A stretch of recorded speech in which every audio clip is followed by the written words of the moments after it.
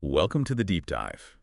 Today we're going back in time, way back to the early 1800s, like 1822 to be exact. We're diving into the world of early chemistry. And you brought along an interesting piece of reading material, a research paper by Friedrich Wöhler. Yeah, it's really remarkable when you think about it. Here's Willer years before his big contributions to organic chemistry, and he's already, tackling these chemical mysteries.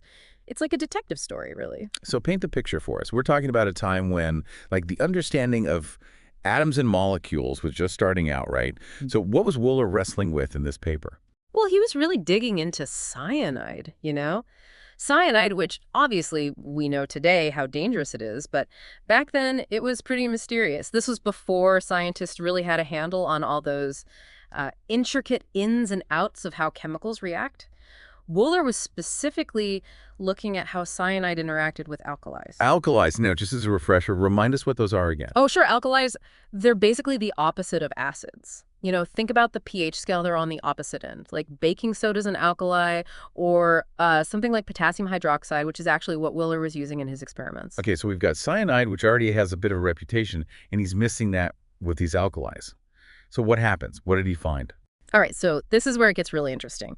He discovers that this whole mix, it creates this salt. And when I say salt, I mean like the chemical term, when an acid reacts with a base. But here's the thing. This salt, it had some really strange properties. Strange how so? What made this salt stand out? So Wöhler, he treats the salt with acid, kind of a standard procedure, to break it down, see what it's made of. And as he's doing this, he notices this vapor being released. Now, you'd think with cyanide involved, this vapor would be, well, pretty alarming, right? Yeah, I'd be a little worried. Right. But here's the twist. It didn't smell anything like cyanide. Not at all. No bitter almond scent like they always say. So if it didn't smell like cyanide, what did this mysterious vapor smell like? Okay, so get this.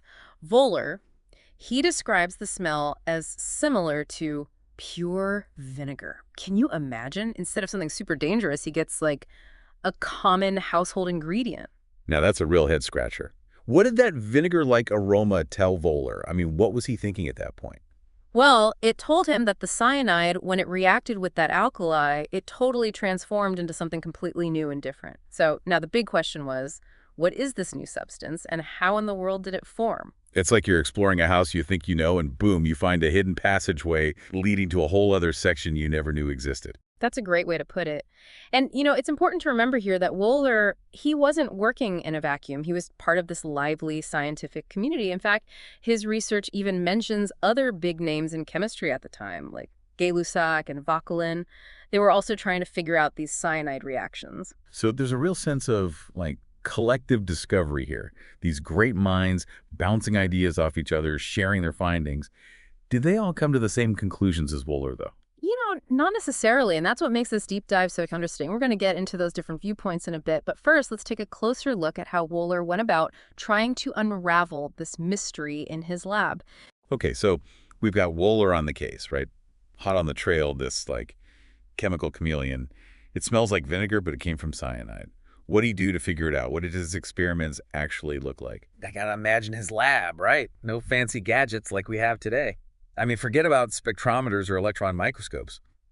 Wöhler, he's working with the tools of his time, distillation apparatuses to separate liquids, super accurate balances to weigh things out, and even some early electrolysis setups. Electrolysis, right? Using electricity to make chemical reactions happen. Okay, that's pretty neat. How did he use that for this mystery acid? Honestly, it was a really clever move on his part. So he basically runs an electrical current through this solution of the weird salt, right? And what happens is it starts to break down, decompose into simpler pieces, simpler components. And guess what he finds in the mix? Okay, let me see.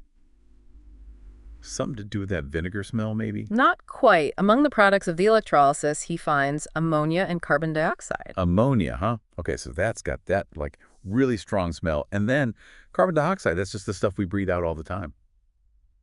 It's kind of wild to think those came from cyanide and alkali in the beginning. So what did Wöhler make of that? What was his thought process there?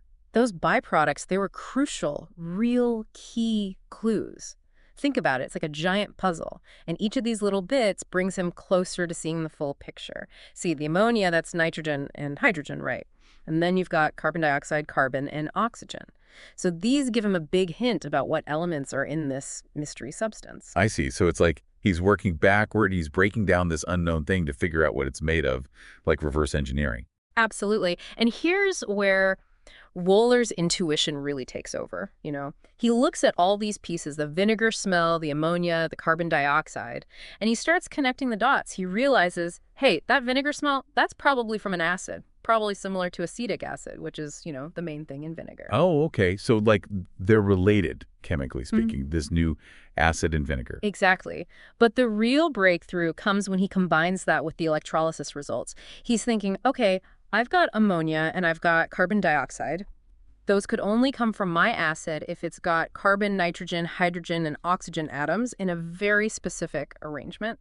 So he's not just like listing out the ingredients. He's figuring out how they're all put together, how they're arranged in the molecule. You got it. And based on all that, he actually proposes a chemical formula for this new acid. He figures it's forming from cyanide reacting with oxygen, and he calls it cyanic acid. Cyanic acid. Okay, so mystery solved, right? Well, there's a reason we're still talking about this almost 200 years later. See, Wöhler, he was limited by the tools and knowledge of his time. And later on, researchers with fancier techniques, they realized that getting pure cyanic acid using his methods, it's actually really, really hard. And it turns out the structure of cyanic acid is way more complicated than he originally thought. Oh, no. So his discovery wasn't totally right. But does that mean all his work was for nothing? Not at all. Actually, this is a great example of how awesome Wöhler was as a scientist. Even with the limits he was dealing with, his dedication to doing careful experiments, to observing every little detail, it paved the way for a much deeper understanding of chemistry as a whole. It really shows how science works. You know, Yeah. It's all about building on what came before, the discoveries and, well, even the mistakes. Exactly. And you know what? In Wöhler's case, his work with cyanic acid, even though it wasn't perfect, it actually led to a huge breakthrough in the field of chemistry. So even though Wöhler's picture of cyanic acid had some holes in it, his work still had this big impact, right? Like he gave this little push and it opened up this whole new way of looking at things. Totally. It's actually kind of amazing when you think about it. He was working with what he knew at the time, but his research, it had these ripple effects, like consequences he never could have predicted, and it ended up changing chemistry in a big way. Okay, now you've got to tell me more. What was this groundbreaking outcome? It's an outcome that we can trace back to, like Wöhler and his cyanic acid experiments. Well, you know how we were saying before that carbon, it's like this essential ingredient for life, right?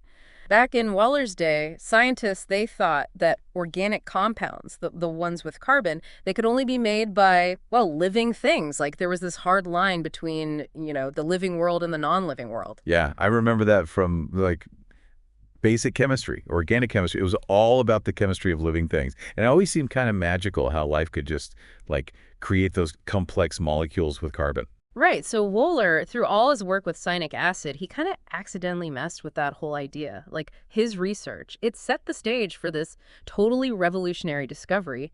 He synthesized an organic compound, urea, and get this, he did it from inorganic materials in his lab. Hold on, wait. So he made something that's found in living things, but he made it outside of a living thing. That's huge. I know, right? It was a game changer, and it really shook things up in the chemistry world back then. It was like suddenly the line between living and non-living got blurry because he showed that, hey, you can make these organic molecules using the same chemical rules that work for, you know, non-living stuff. And to think it all goes back to him investigating this weird acid that came from cyanide. That's incredible. Yeah. It really hits home how one little question, a weird smell in this case, can lead to these massive discoveries that's all connected, you know? Absolutely. I mean, Wöhler's story, it just goes to show that science, it's not this straight line. It's more like you're wandering around exploring, and there are these unexpected twists and turns. Sometimes you hit a dead end, and that's okay, because even those dead ends, they can show you something new, something you never would have found otherwise. Yeah, and sometimes those new paths lead to a whole new understanding of the very essence of life, right? Well, as we wrap up our deep dive into Wöhler's world, is there one big takeaway you hope our listeners walk away with today? You know, I think it's really about the power of really looking at things, paying attention to detail, and just being persistent. Wöhler, he didn't give up. even when things didn't make sense or he had limited tools. And that's what made him great, not just his discoveries, but his whole approach to science, you know? Yeah. Every experiment, every little observation, it all matters. It can change how we see the world. That's a great point. And who knows, maybe someone listening right now, they'll get inspired, and maybe this deep dive will be the thing that makes them want to go out and make their own discoveries. So until next time on the deep dive, keep those questions coming and never be afraid to follow your curiosity.